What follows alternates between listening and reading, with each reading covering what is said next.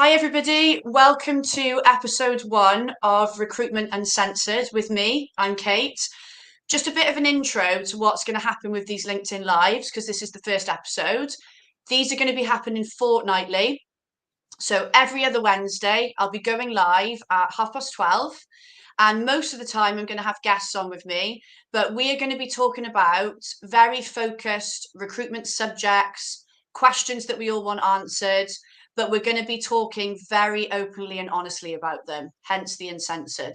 So there might be a bit of swearing here and there. There might be some very open and honest opinions, but that is the whole point of the show. And we're going to have a really open discussion today about contingency against retained and exclusive business. And I have got the perfect guest on with me today to talk about this. I've got Jon Brooks, pricing Okay. guru, Hi, pricing everyone. consultant. Because I don't know about you, Jon, but I have seen my LinkedIn recently blowing up with sometimes borderline arguments about this subject. It's been mental. So there's just been, not even just with consultants, agency owners, not just in the UK, it's been all over the place. So I wanted us to have a really good chat about this today, because I think a lot of the viewers will either have been involved in these sort of discussions or will be asking themselves, well, actually, what is the best thing to do? What is the best business to pitch to our clients? So I've got a question for you. What do you think of the language around retained and contingent that you're seeing at the moment? Yeah, good question. I mean, first of all, I'm as guilty as anyone of jumping in on those arguments on LinkedIn. So apologies.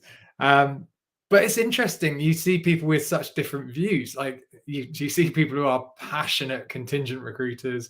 Some people are, nothing but retained. Some are horses for courses, of course, but yeah, they're the less interesting ones. You want the good versus evil battle, right? If you're going to go on LinkedIn and get some entertainment. Yeah. I mean, the language around contingent and retained is bloody awful, and that might be the worst swear word to get out of me, but it's We've got a rubbish. first one. Yeah, there you go. I don't want to start too big on swear words. No, the language is awful. It doesn't mean anything. Like my worry, it's fine internally for us to label as an industry when we get paid.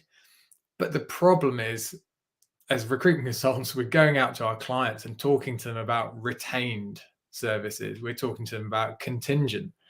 They're both weird words. Like you ask a friend who's not in recruitment what they think of the word retained. You ask your mum what contingent means. They're not going to use the definition we think. And they're certainly not going to list out all the benefits of going retained, which is what recruiters try and talk My mum about. doesn't even know what recruitment is, let alone Yeah, retained. exactly. So let's not use jargon beyond the word recruitment. Finding people. Should we just say we find people? Yeah. So yeah, it's awful. And then if you think about it, like in the PR industry, for example, a retainer doesn't mean the same thing we mean it to mean. Mm. In the legal industry, retained business is not the same as recruitment retained business. So it's not just that it's a rubbish word, it's that it has different meanings that will confuse whole industries full of clients. And my biggest problem is it's not sexy. Neither of those words are interesting. Neither of them carry any value. So if you go into a client and say, "Oh yeah, I suggest we do this as contingent recruitment," it's like there's no value in that phrase. They're Oh, not even going to understand that, are they? exactly, yeah. Oh, I can give you our retained service. Is that good? Is that bad? Just sounds complicated and unnecessary amount of jargon. So to summarize, I'm not a fan of the language. Yeah, I'm like you. I have been enjoying the drama of it all, like watching it all kick off on LinkedIn. I'm like, this is interesting. But yeah, I agree. Like some of it, it's just a bit too aggressive sometimes, I think, but it does make for interesting reading. Yeah. Abigail's got a brilliant question here. I'll just put it on the screen. Abigail is saying, I've heard this a lot. Great question. What would you use instead of the word retained? Well, A if sexier you want to word. get a sexy word. Do you want our sexy recruitment? No, I would. For me, a retainer is not a service. I know sometimes we use it as a word to describe more of a search service, more of an engaged type of recruitment. But let's find good words to do that. If a client says, okay, describe what a retainer is, we start talking about payment terms. So it's about when they pay us. Now, if I'm pitching to a client, I don't want to be talking about when they pay us. I want to be talking about how great I am, how I can solve their problems, how I'm better than other people, what value I can bring to them. So let's say we've only actually got 5 minutes to really pitch our service to a client. Forget all the intro stuff, but when it comes to the pointy end of the negotiation, are they going to go with us? Right, the first minute of those 5 minutes, we're like, okay, so retainer means you give me a percentage of the percentage fee at the start, and then you're going to give me some more later on at some point, and it might be a slightly ill-defined bit in the middle, or it might be something at all the rest of it at the end. That's not talking about value. That's maybe a finance director is going to get excited by that. Although I always pick on finance directors. Even they are get excited. Procurement, maybe, but again, it's not even that interesting. Let's get them to commit to see the value we've got, and the fees and the terms and conditions can come much later on. So Abigail, I'm trying to answer your question and avoiding it. I think there's various things. First of all, let's define what it means. Are we trying to describe a really high level service that we've got, some kind of search service, in which case I'd use descriptive words. So I'd say, either we have a search service if you think your clients understand that language, or say, look, my top service is, and then I'd have a snappy description to go with it. For my top service, I really target specific individuals who can in the market who can do this job. Now they won't be looking because they're good. They don't just need to go on job boards. So I will be going out and reaching out to them. So that kind of just snippet that does sell it and hopefully is a bit sexier, but certainly not the word retained. If the question is how do we call what word do we call pay me a bit of money up front, we don't talk, we relegate that discussion to later on. So that goes into our terms of business. Yes, we need to be clear what we're doing, but I would not label one of my services with something like that. Yeah. And David, I was just reading that then, thinking actually I didn't think of it in this way. How retain can sometimes have a stigma around it, that word, and what people's, not everybody, but what some people's thought process might go to, even just from that word. So we've got to be mindful of that as well, haven't we? Really, about the stigma behind some of the words that we use. Same with contingent and exclusive is quite sexy, actually, isn't it? I quite like exclusive. It is, because you get exclusive clubs, you get exclusive discounts. Like, we hear that in our day-to-day lives. So there's some value there. I think we could probably work a bit harder on it. But I agree. There's something there. But imagine a car company coming to you, or a nightclub or something, being like, join our retained club. So Boring. I'd rather be in the exclusive club. So David's point, sorry, he's got a lot of words there. I mean, I think partly he's saying it's that stigma internally. So in the industry, even it carries certain meanings that aren't necessarily the case. And again, if it is that we're talking about getting the client to pay us some money up front, which is a really valuable, good idea if you can do it. Yeah, let's not say only certain people can do that, or you have to be wearing a suit and tie, in David's words. Yeah, let's take the stigma away and think, right, can I do this? How would I do this? And how can I put it into the language that my client is going to say, hey, that sounds sexy, that sounds valuable, I'll have that. I'll have it. Yeah. Okay. Well, let's get to probably the question that I think a lot of people watching definitely want answered. How do you get clients to agree to exclusive and retained terms? And I'm interested to hear this as well because we were having a bit of a chat before we went live. I got brought up it on recruitment. I entered the recruitment world 10 years ago, and it was always contingency, and then you would kind of prove yourself, and then you might ask for exclusive. I don't even remember the word retained being used. I don't know if we even did it, but it was exclusive work. So I'm really keen to hear your answer because I think I could learn something here as well. Yeah, it's a good point. Yeah, just getting put into a box because you're new. Yeah, a client couldn't possibly pay you part of the fee up front. Well, why not? That's a business model. I remember being told that one of the big recruitment agencies in the UK used to take grads and teach them how to win a retainer, and that's what they did from the start. The agency I was in at the time didn't. Now, it's not that the grads that went to the first agency I mentioned had some magical experience.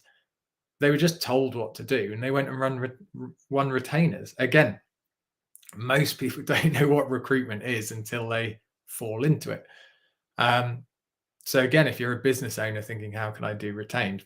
Partly is don't put your people into a box and say, oh, you aren't allowed to do it. You need to get the experience. You need to graduate up to it.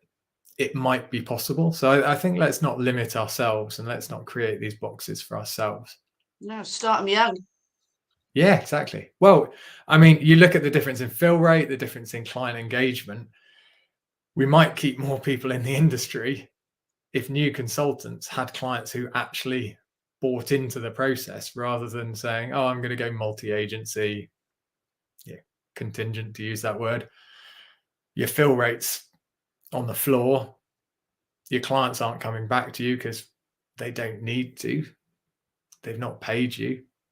They've only agreed to pay you if you get lucky, is the kind of view of some people. So yeah, it's a crap experience. Whereas if you started in recruitment and every client came back to you saying, great, where's the next candidate? Yeah, when are the interviews? They were really engaged and they were giving you the time because they had skin in the game, because they paid you. Yeah, probably would be a more interesting first year. So shall I answer the question? Yeah. How do you get... Everybody's like... Yeah. It's good that you keep it on screen because usually when people ask me questions, I just wait until they've forgotten the question they asked.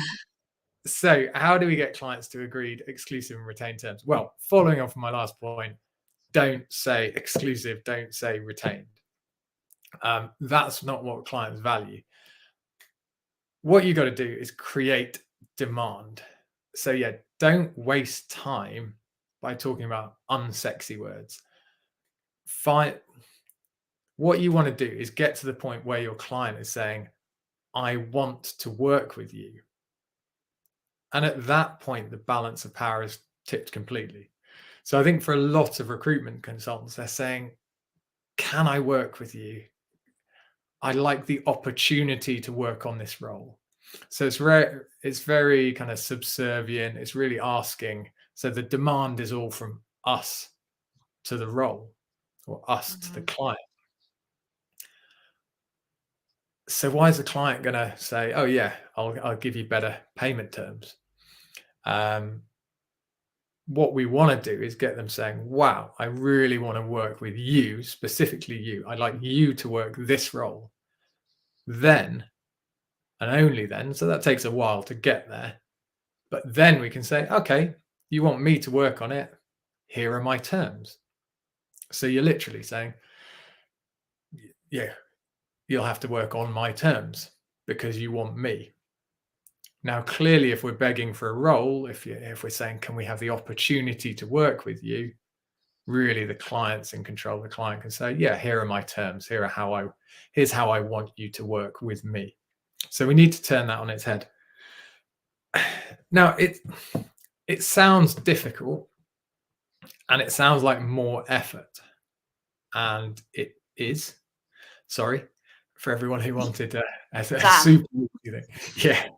Hey, good news. It's much easier. No, it's not. But this is only the first step in the process. In fact, it's not even the first step. It's the process. It's the step before the first step in the recruitment process. Investing, I don't know, a couple of more hours or even just a few minutes in getting exactly the right, in building that demand and getting the client to turn around and say, yeah, I want you to work this role, completely changes your experience for the rest of the process, because they respect you, they want to work with you, they're going to pick up the phone to you, they're going to take your call, they're going to come back to you with feedback, they're going to take your advice. So a little bit more time spent strategically selling the client on you, creating that demand, building that value, it just pays off. Absolutely. Yeah. And if you look at fill rates, it's almost the inverse. If you're getting multi-agency, so I won't use any jargon. If you've got a client that says, okay, yeah, I'll give the opportunity to work on this role. I've got 7 other agencies working on it, all at a low percentage rate. I'm not agreeing to any of your terms for it. Then your chance of filling that role is incredibly low. Flip side, if you get that client to pay you something up front, it's incredibly high. It could be a 10% fill rate versus a 90% fill rate. So again, if I come back to that extra effort you make at the start, that pays off massively. It almost pays off 10 times over. Oh God, yeah. So I just want to pop a really good question we've had come in the chat from Bobby. How would you advise we sell a retained option to existing clients who we are already providing a good contingent service to and have been for many years? We've got a couple of minutes before there's just another point I wanted to cover off, but I thought this would be silly not to put in because this is a really, really good question.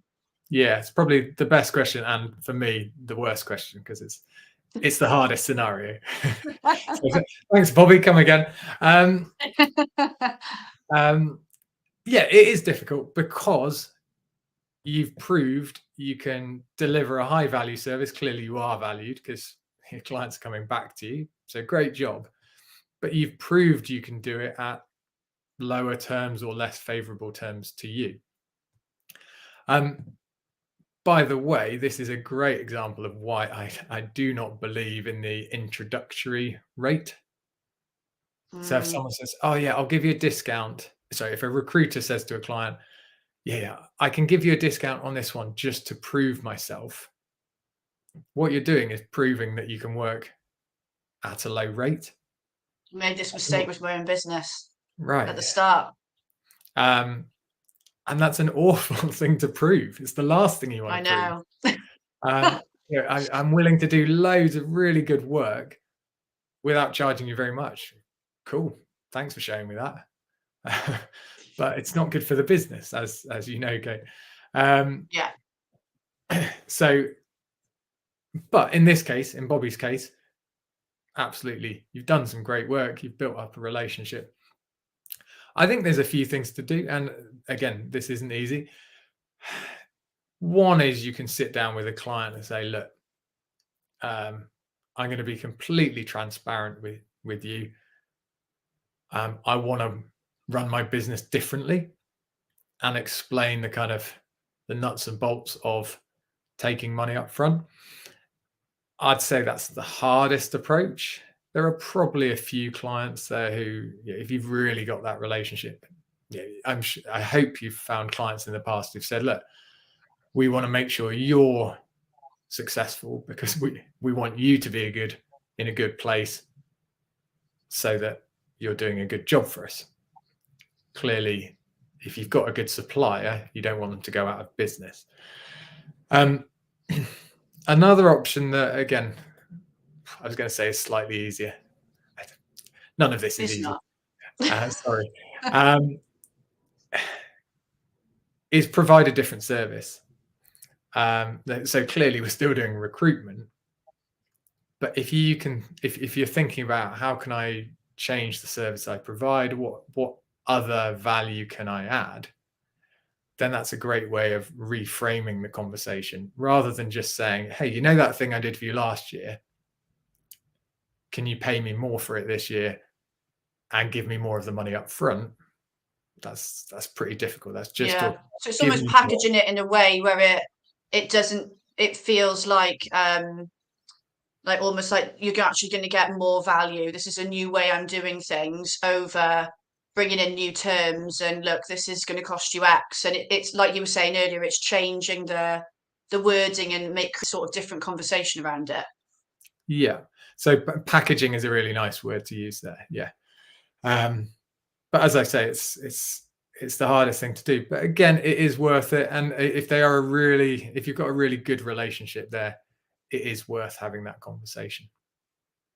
It kind of takes us on to our next question, which we've brushed on it slightly.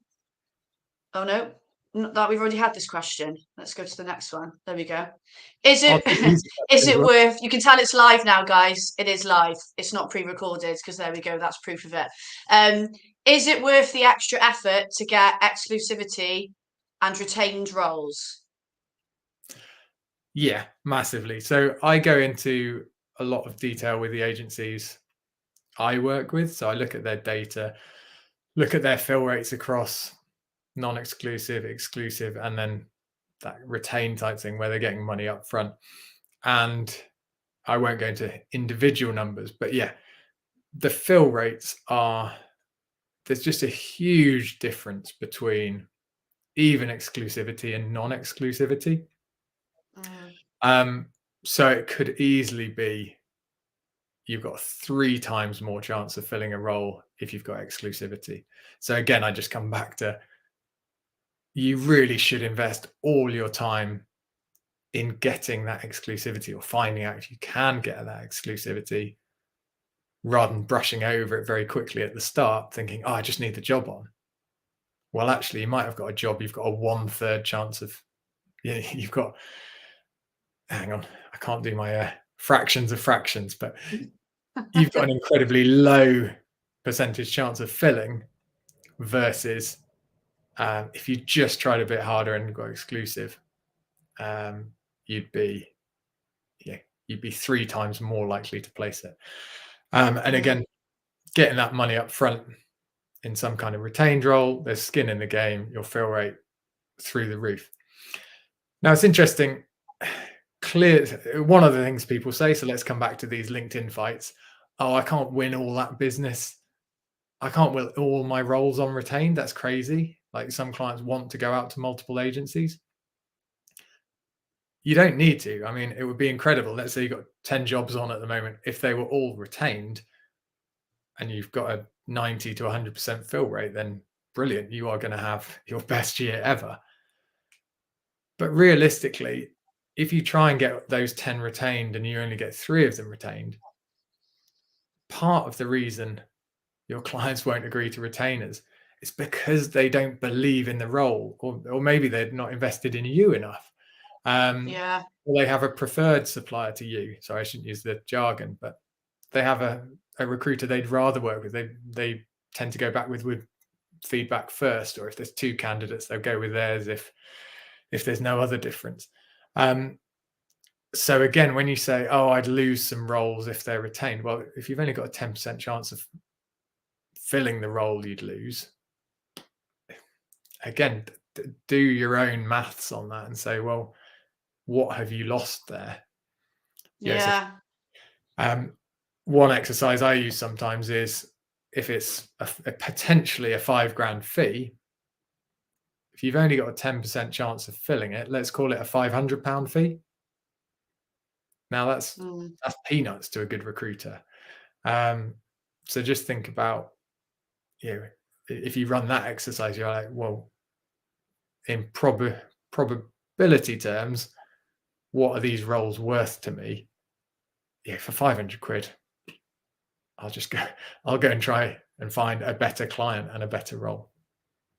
Yeah, it's funny because I do a lot when I'm training people. We talk a lot about, when we're doing business development, about, it's kind of touched on what you said, creating really strong boundaries with clients, and not, there is that tendency, especially when people start in recruitment, they're just so desperate to bring in their own clients and jobs. They'll start working on things, and it's a crap job, like it's shit.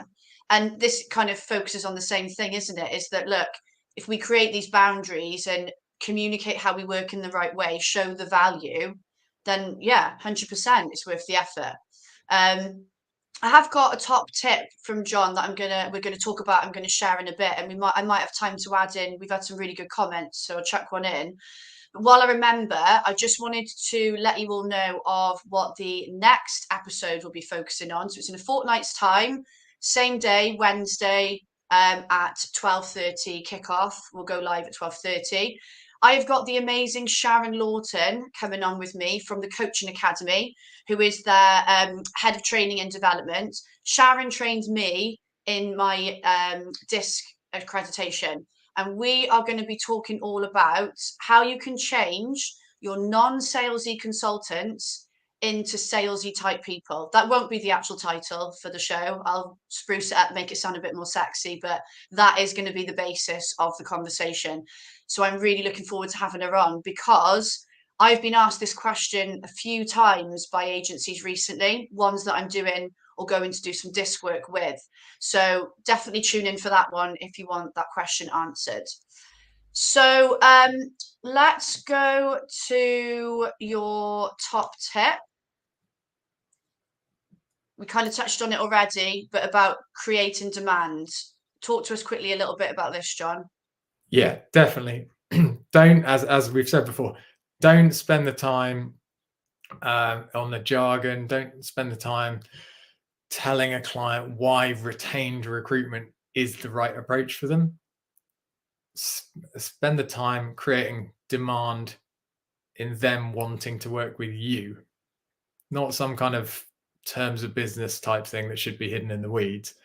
If they want to work with you, there's demand there, and that's when you can set your terms and you can work the way you want to work. Yeah, I think that's the biggest thing that I've taken away actually from what you've said today, because it ties in so much with, when we're thinking about having a BD conversation with a client, a new client, you're asking lots of questions, you're finding out about their needs, trying to understand the pain points, all of that stuff. When we get to providing that solution, it might be that basically what they've already told us, the solution is retained, but we don't. But calling it that, then again, they might understand it or know what it means. It's wording it and packaging it differently, so it feels like a no-brainer for them, doesn't it? Like, what? Why wouldn't they? Yeah. If it feels natural, and again, if they're saying I want to work with you, then great. That's the answer. Let's get on with it. You've got that. This is how I work. Yeah, no, I like it. I think I've found this incredibly useful, insightful today, because, as I said at the start, my background and experience was mainly contingency. So it's really interesting to hear about how you can have these conversations. And I'm sure everybody else that's joined today has found it really interesting as well. Maxine, yes, you can access this. If you go onto my YouTube channel, it's been streamed on there, but the whole recording of this show will be saved on my YouTube channel. There is a link to it on my LinkedIn profile. So yes, you can access the recording. But thank you so much, everybody, for coming to the first episode of Recruitment Uncensored. Thank you so much, Jon, for coming on with me today.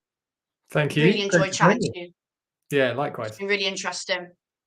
So thanks, guys, and I will see you in a fortnight.